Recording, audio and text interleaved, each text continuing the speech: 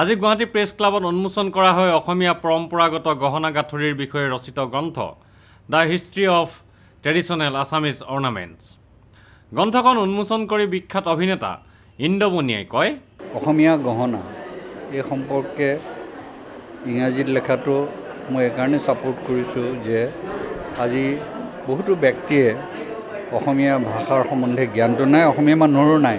ইংৰাজী মিডিয়াম হোৱাৰ পৰা বহুতৰে সেইখিনি কথা হৈছে, কিন্তু তথাপিও এইখন ইংৰাজীত কৰাৰ কাৰণে আজি ভাৰতবৰ্ষৰ মানুহে হওক বা বিদেশী মানুহে হওক এই সম্পৰ্কে তেওঁলোকে জ্ঞানটো পাব। মই ভাবোঁ নিশ্চয় তেওঁ এনেকুৱা এখন অসমীয়াত উলিয়াব বুলি কৈছেই। গতিকে আমাৰ দায়িত্বটো হ'ল যে আমি যিসকল ব্যক্তি আছোঁ বা আমাৰ যিসকল আমাৰ গহনাটো খুব ইম্পৰ্টেণ্ট বস্তু।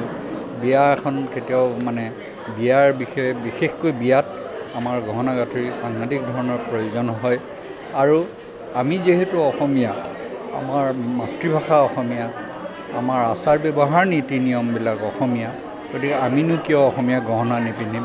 কিন্তু এইটো কষ্টলি বস্তু এটা, কিন্তু তথাপি এপদ বা দুপদ যদি গোটাই থ'ব পৰা যায় ভৱিষ্যতে, হয়তো কোনো আইতাৰ গহনা এতিয়াও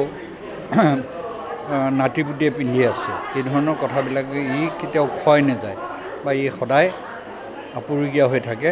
আৰু মই ভাবোঁ যে অসমীয়া মানুহ প্ৰত্যেকেই অন্ততঃ অসমীয়া গহনাখিনি সংৰক্ষণ কৰক বা নিজৰ ল'ৰা ছোৱালী যিসকল আছে তেওঁলোকে জন্মদিনত কেক নেকাটি যদি এটা আঙুঠিও দিয়ে বা কিবা থুৰিয়া এযোৰো দিয়ে, তেতিয়াহ'লে মই যথেষ্টখিনি আমাৰ এই বিষয়ে এই জ্ঞানটো আহৰণ কৰিব পাৰিম। গ্ৰন্থখন সম্পৰ্কে গ্ৰন্থকাৰ উৎপল বনিয়ে কয়, আৰু মই এই গহনা গাঁথৰিখিনি নিজৰ যিহেতু জানিছিলোঁ, ৰন্থলীখন কেনেকৈ সৃষ্টি হৈছিল, কি হৈছিলে, সেইসমূহ পূৰ্বপুৰুষৰ পৰা জানিছিলোঁ বা মোৰ ককাৰ পৰা জানিছিলোঁ, তাৰ ওপৰত তত্ত্বভিত্তি কৰি লিখিছিলোঁ। আৰু বাকী যিখিনি মই ৰিচাৰ্চ হিচাপে লৈছিলোঁ, যিহেতু মই ইণ্ডাষ্ট্ৰীৰ লগত জিঅ'গ্ৰাফিকেল ইণ্ডিকেশ্যন যিটো GI কাম কৰি আছে, তাত মই ওতপ্ৰোতভাৱে জড়িত।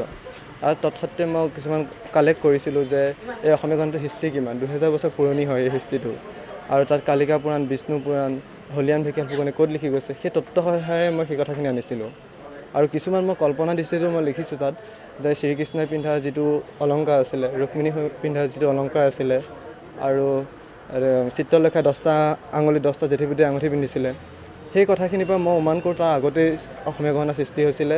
হয়তো সেই ভগৱন্ত শ্ৰীকৃষ্ণ বা সিহঁতৰ আগতেই কিজানি যিখিনি শিল্পীসকল সৃষ্টি হৈছিলে, তাৰ তত্ত্ব সহায়ে মই কথাখিনি লিখিছিলোঁ।